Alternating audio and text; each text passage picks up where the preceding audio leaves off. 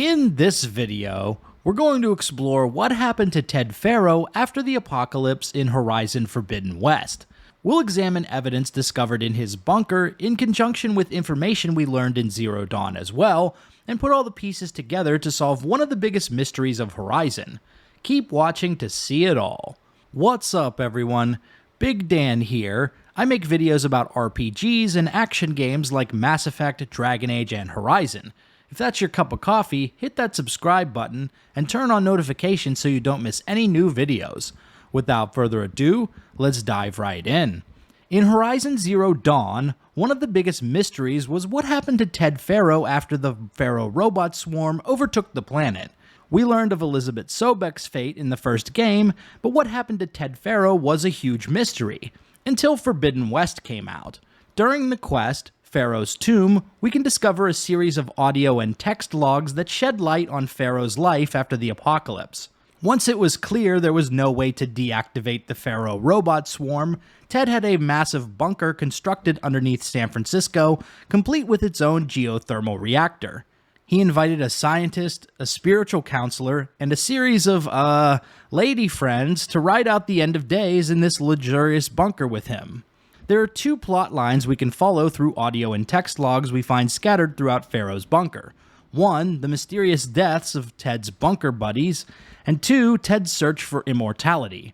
As time went on, Ted became increasingly paranoid and socially isolated from the others in the bunker. His spiritual counselor, a guy named Grigori Fastback, was the only person keeping him in check. But Grigori died under mysterious circumstances, as we'll discover from audio logs shortly after infiltrating the facility. I can't believe Grigori's dead! Our so-called spiritual leader was fine yesterday, and then suddenly passed away in his sleep, and no one will talk to me about it. We can solve the mystery by combining what we know from Horizon Zero Dawn with other information we'll find later in the bunker. After the Zero Dawn project was underway, Ted became concerned with his legacy and what humanity would discover in the future.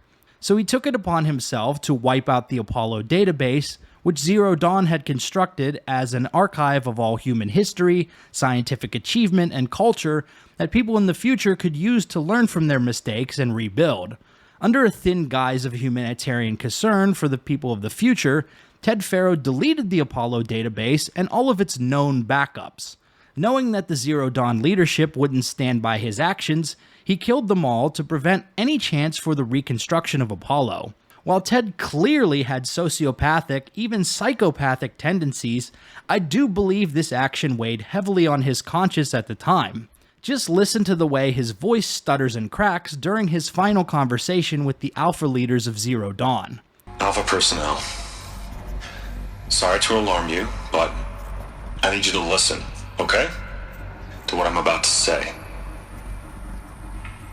This isn't easy. See, please, stop trying to access the system, okay? See, what this is about is, I said stop trying to access the goddamn system. Sensing Ted's discordance, Grigori got curious and hacked into his private systems, leading him to discover what Ted had done to the leaders of Zero Dawn. Brianna told me that Grigori hacked into restricted files and found out something awful. That Ted murdered important people who worked on Zero Dawn. Did Ted punish Grigori? Kill him for discovering what he did? How could that be? Dad said there wasn't a mark on Grigori's body. His heart just gave out. After Ted found out Grigori learned his dark secret, Ted killed him and passed off his death as an undiscovered medical condition. Ted would go on to kill at least one other bunker mate, a woman named Brianna, who knew what Ted had done to Grigori, and more importantly, why he did it. So how did Ted manage to kill these people off so easily? We can find another important clue from an audio log in the scientist's office. You did this for him?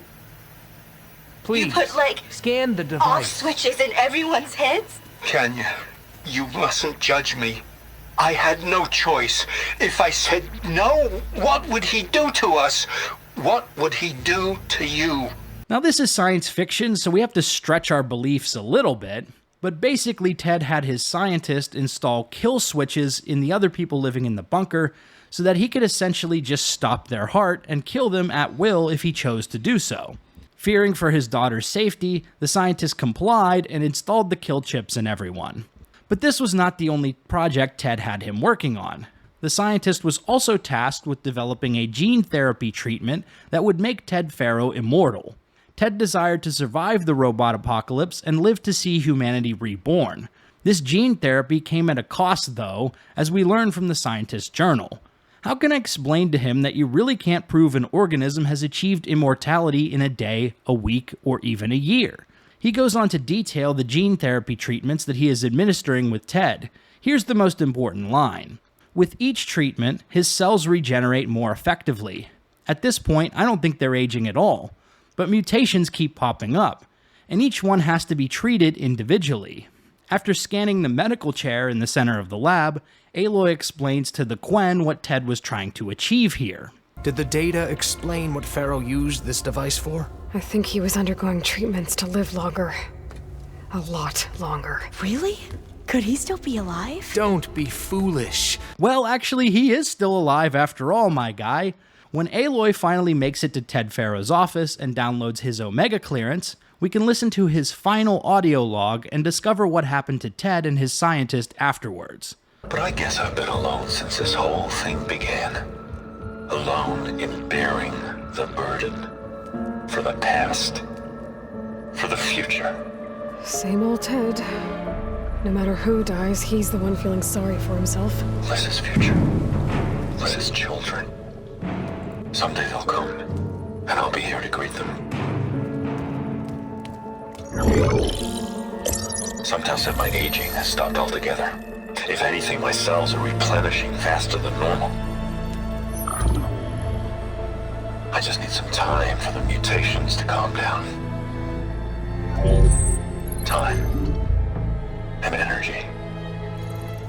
Some test of the reactor can give me what I need to grow strong again. To get my shit back together. So I can greet the kids. They're gonna need me. My advice. My guidance. And then I won't be alone anymore. At last, Faro's legacy is mine.